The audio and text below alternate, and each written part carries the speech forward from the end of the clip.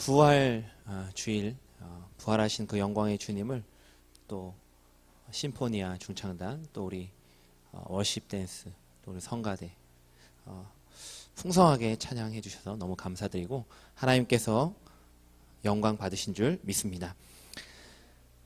어렸을 때 제가 많이 들었던 간증들이 있습니다. 예를 들어서 뭐 이런 겁니다. 하나님의 도움으로 세계에서 가장 이제 명문이죠.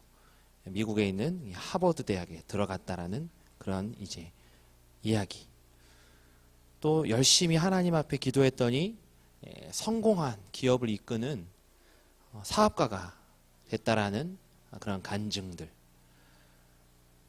또 하나님께서 나를 유명한 목회자로 세우셔서 내가 이 자리에 있다라는 어떤 그런 간증들이죠.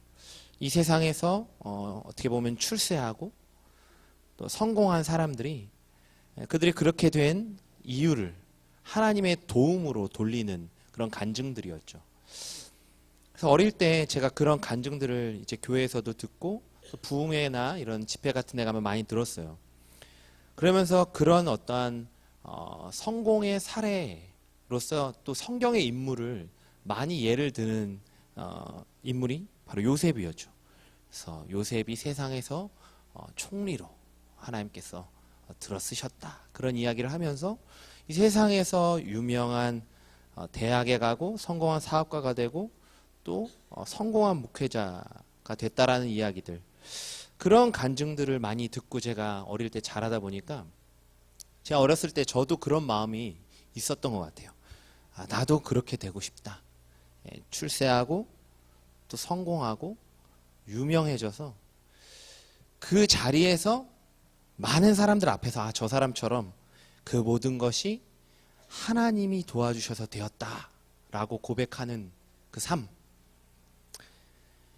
어린 마음에 저는 그게 하나님을 영화롭게 하는 삶이라고 생각을 했어요. 그게 하나님께 영광 돌리는 삶이구나. 그런데 제가 이제 성경을 더 묵상하게 되고 또 신학을 공부하게 되고 영적으로 이제 자라가면서 그런 생각이 참 어리석은 생각이구나라는 것을 깨닫게 됩니다. 하나님을 영화롭게 한다는 것은 이 세상에서 내가 영화롭게 되는 것이 아니구나라는 것을 점점 깨닫게 돼요. 내가 이 세상 가운데서 영화롭게 되는 것이 하나님을 영화롭게 하는 것이 아닐 수도 있겠구나. 여러분, 요셉이 총리가 된 것이 중요한 게 아니죠. 여러분, 요셉이 총리가 된 사실 자체가 중요한 게 아닙니다. 하나님이 왜 요셉을 총리로 세우셨습니까? 요셉을 통해서 하나님의 민족을 이룰 이스라엘, 그 백성을 보존하시기 위해서 미리 애굽에 보내신 거죠. 요셉이 총리가 된 사실이 중요한 게 아니라 그 총리로 하나님께서 세우셔서 그 요셉을 통해서 이스라엘 민족을 이루시기 위한 그 보호자의 역할을 하기 위해서 세우셨다라는 거죠. 하나님의 목적대로 그가 그 총리의 자리에서 제대로 그 하나님의 목적을 이루었는가가 중요합니다. 그게 성경의 이야기의 핵심이죠. 요셉 이야기의 핵심입니다. 하버드 대학에 가고 성공한 사업가가 되고 유명한 목회자가 된 것 자체가 중요하지 않다는 거죠.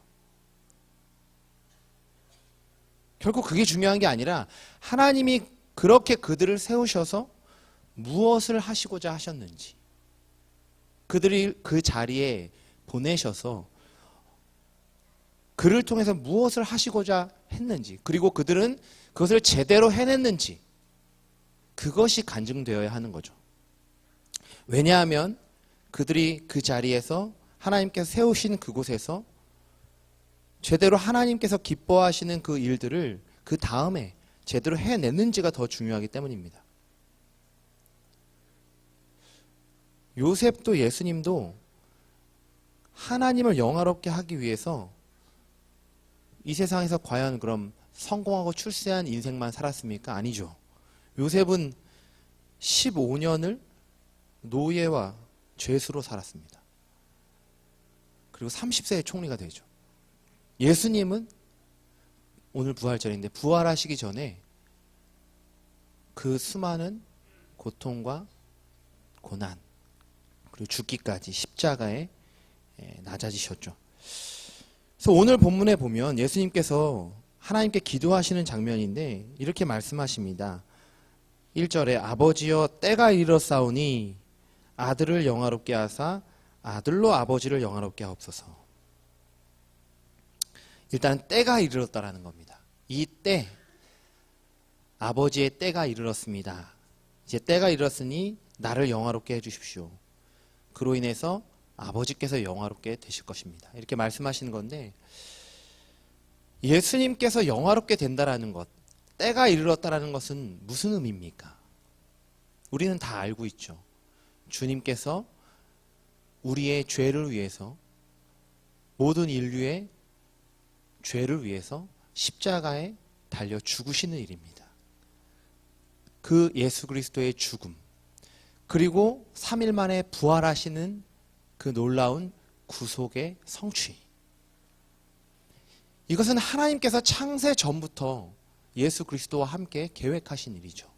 하나님께서 준비하신 일이고 하나님께서 보내셔서 예수님께서 오셨고 때가 이르러서 그 예수 그리스도의 죽음과 부활로 인해서 하나님의 놀라운 구속이 온전히 성취되는 것입니다. 그래서 그 구속을 온전하게 계획대로 성취하시는 것, 예수님의 죽음과 부활, 십자가의 사건을 통해서 그것이 하나님을 영화롭게 하는 일이었습니다. 무엇입니까? 예수님이 영화롭게 된다는 것은 먼저는 하나님께서 계획하신, 그리고 하나님께서 예수님에게 주신 하라고 하신 일, 그것을 이루는 것이죠.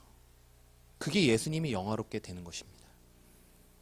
더 구체적으로 그것은 무엇이었습니까? 하나님께서 계획하셨던 것, 예수님께 하라고 하셨던 것, 그것은 무엇입니까? 오늘 본문 2절에 보면 아버지께서 아들에게 주신 모든 사람에게 영생을 주게 하시려고, 아들이신 그 예수를 믿는 사람에게 영생을 주시고자 한 것, 이것을 하나님께서 하라 하신 것을 예수님이 이루신 거죠. 십자가의 대속을 통해, 부활을 통해. 그러니까 이 영화로운 삶이라는 의미가 무엇입니까? 하나님께서 하라고 하신 그 일을 그 목적대로 살아가는 것, 이루어가는 것, 그것이 영화로운 나의 삶이고 결국은 하나님을 영화롭게 하는 삶이죠. 그래서 웨스트민스터 소요리 문답 제1문에 이렇게 질문하죠. 다 아시죠? 웨스트민스터 소요리 문답, 우리 수요일 수요 예배 때 거의 2년에 걸쳐서 담임 목사님께서 굉장히 심혈을 기울여서 강의하셨는데 1문이 무엇이죠? 네.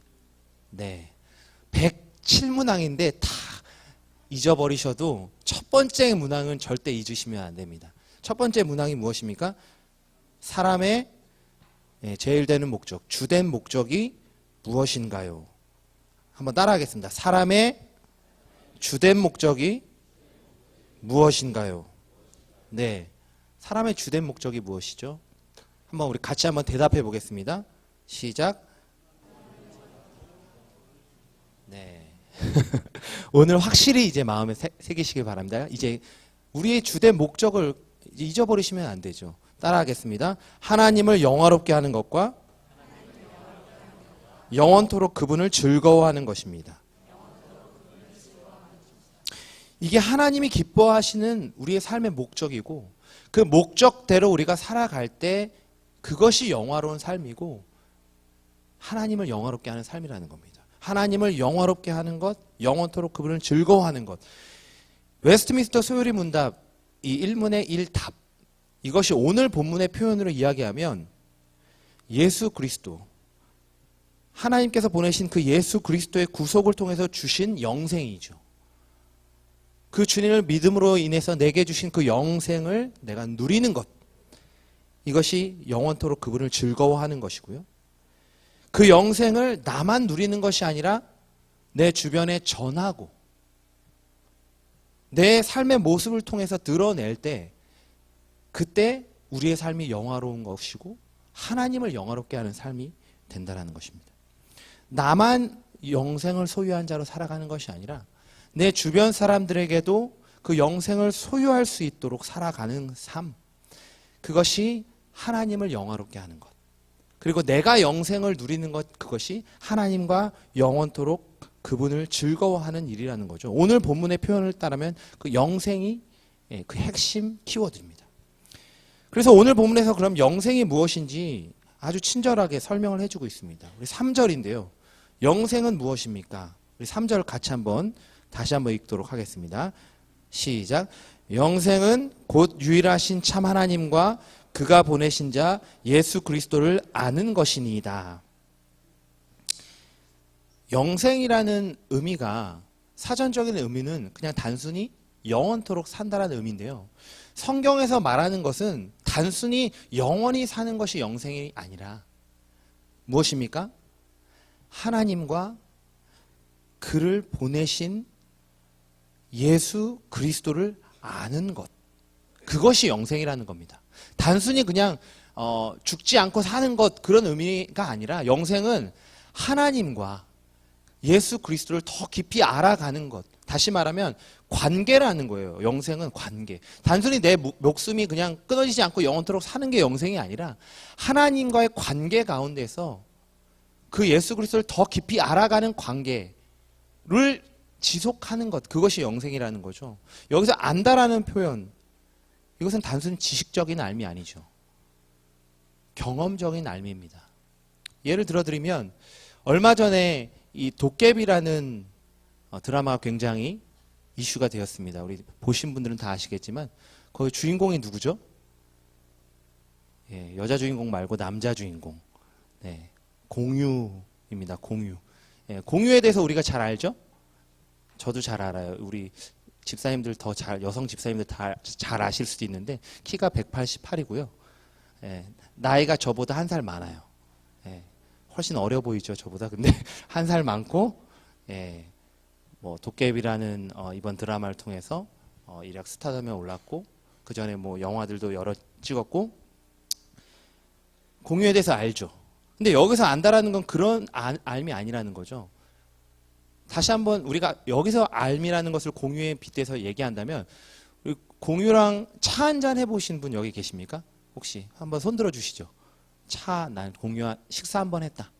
차 한번 했다. 혹시나 계실 수도 있다고 생각했는데 안 계셨네요. 네. 그럼 아는 게 아니죠. 공유를 그냥 지식적으로 아는 게 아니라 제대로 안다라는 거. 여기서 안다라는 표현은 같이 밥도 먹고 식사도 하고 그 사람의 생각도 알고 그 사람이 좋아하는 게 뭔지도 알고 취미가 뭔지도 알고 그 사람과 사귐의 관계를 갖는 것. 그것이 여기서 예수님과 하나님을 안다라는 표현에 그 안다라는 거예요. 그게 경험적인 알미라는 거죠. 그래서 이 원어적으로 이 안다라는 표현을 쓴 이 헬라어 단어는요, 부부간에 안다라는 표현을 쓸 때 씁니다. 부부간에 가장 깊은 것까지도 소통하고 잘 아는 관계죠. 그럼 부부가 가장 잘 아는 그런 관계처럼 하나님과 예수 그리스도를 더 깊이 알아가는 관계 가운데 사는 것, 그것이 무엇입니까? 그게 영생인 겁니다. 영생.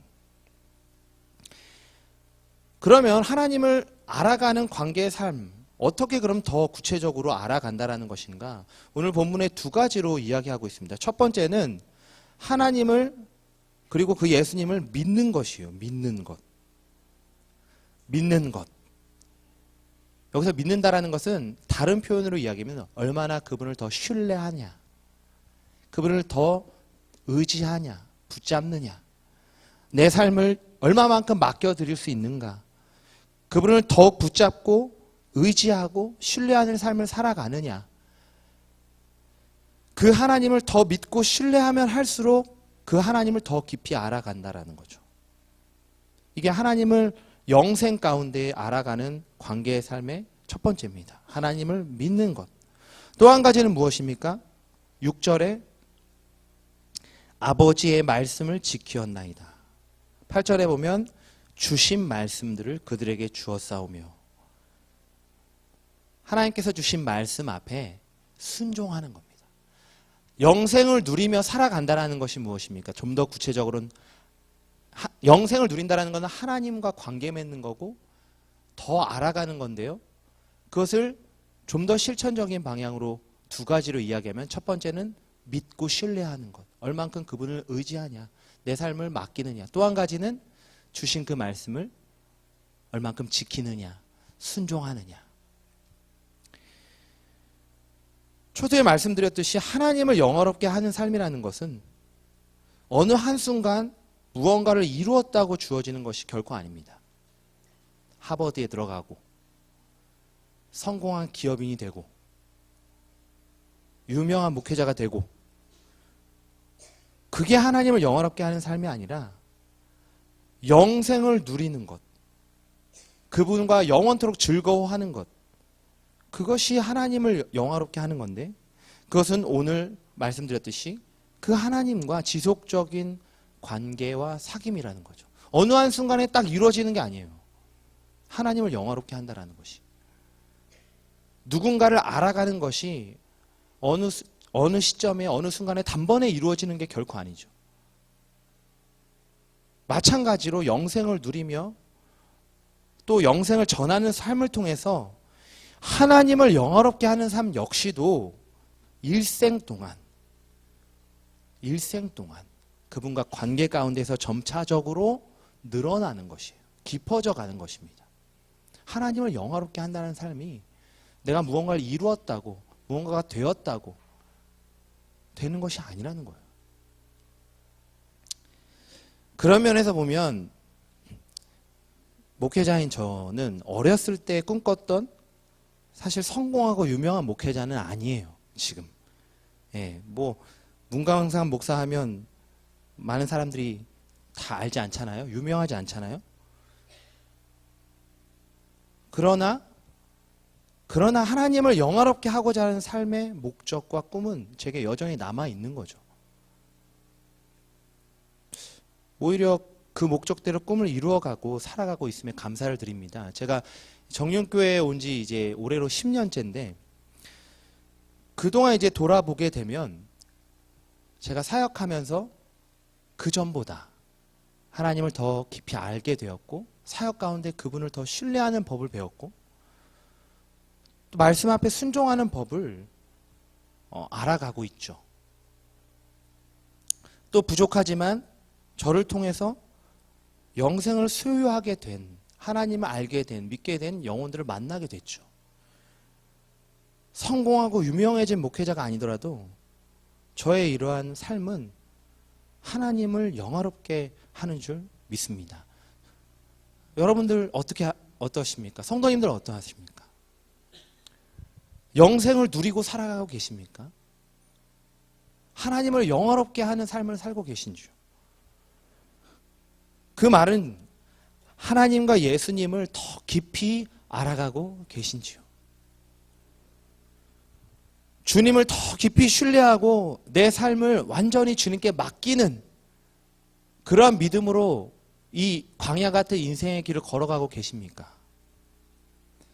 그리고 그 광야 같은 인생 가운데서 주신 말씀, 나에게 주신 그 말씀을 지키고 순종하려는 그 몸부림으로 살아가고 계십니까?